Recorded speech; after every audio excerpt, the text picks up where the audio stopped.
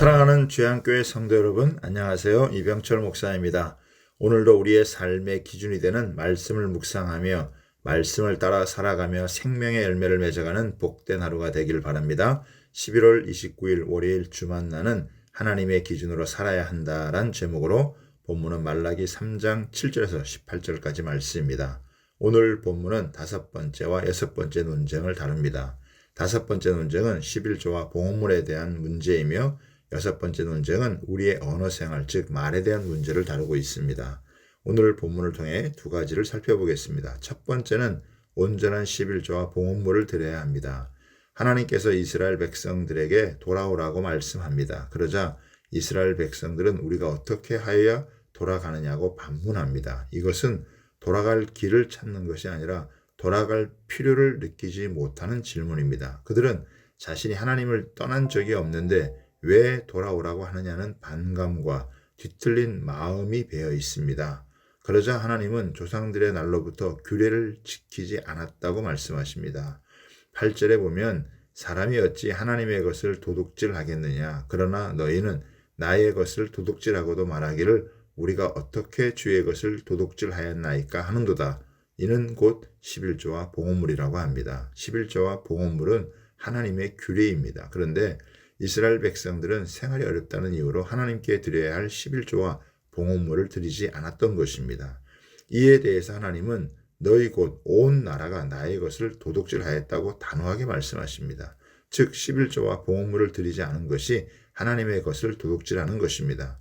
11조는 모든 소산이 하나님의 것임을 인정하는 표현이자 성전을 봉사하는 레위인들의 양식을 마련하는 것으로 이를 거부하는 것은 하나님의 소유권을 인정하지 않고 성전에도 관심이 없다는 뜻입니다. 하나님은 예물을 통해 우리의 중심을 보십니다. 따라서 우리는 언제나 나의 모든 것이 하나님의 것이라는 확실한 믿음과 자원하는 마음으로 하나님께 예물을 드려야 합니다. 하나님은 온전한 11조를 통해 자신을 시험해 보라고 하십니다. 10절에 보면 만군의 여호와가 이르노라 너희의 온전한 11조를 창고에 들여 나의 집에 양식이 있게 하고 그것으로 나를 시험하여 내가 하늘 문을 열고 너희에게 복을 쌓을 곳이 없도록 붙지 아니하나 보라고 합니다. 온전한 11조와 쌓을 곳이 없는 복은 하나님을 사랑한다는 것이 무엇인지 하나님은 자신을 사랑하는 백성에게 어떻게 사랑하시는지를 보여줍니다. 하나님은 11조의 의무 이행에 대한 직접적인 보상을 약속하고 있습니다.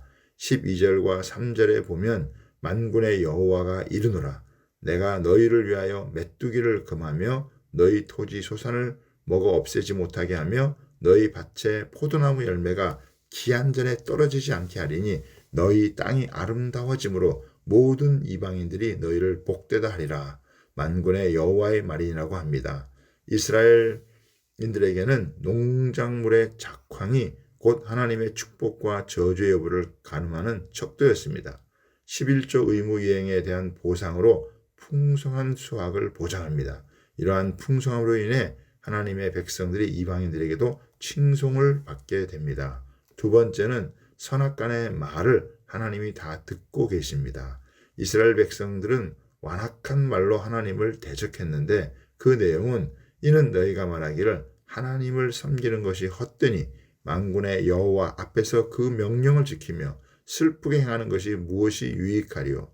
지금 우리는 교만한 자가 복되다 하며 악을 행하는 자가 번성하며 하나님을 시험하는 자가 화를 면한다 하노라 함이라고 합니다.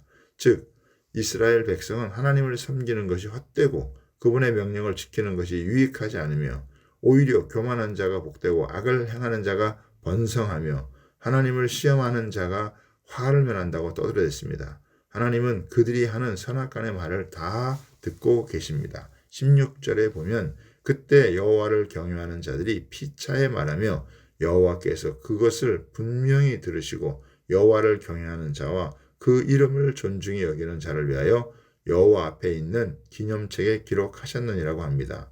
우리는 서로 믿음의 고백과 서로에게 덕이 되는 말을 해야 합니다. 하나님은 우리의 입술의 고백을 굉장히 중요하게 여기셔서 여호와 앞에 있는 기념책에 기록해 놓겠다고 말씀하십니다. 그리고 정한 날에 특별한 소유로 삼을 것이며 사람이 자기 아들을 아끼는 것처럼 아낄 것이라고 하십니다. 또한 분별력을 갖게 하셔서 의인과 악인을 분별하고 하나님을 섬기는 자와 그렇지 않은 자를 분별하는 판단력을 주신다고 약속하십니다. 이런 것을 보면 우리가 하는 말이 얼마나 중요한지 알게 됩니다. 오늘도 하나님께는 믿음의 고백을 드리는 말을 하고 우리 서로에게는 황금 언어, 즉 칭찬, 격려, 위로, 축복의 말을 서로 사용하길 바랍니다.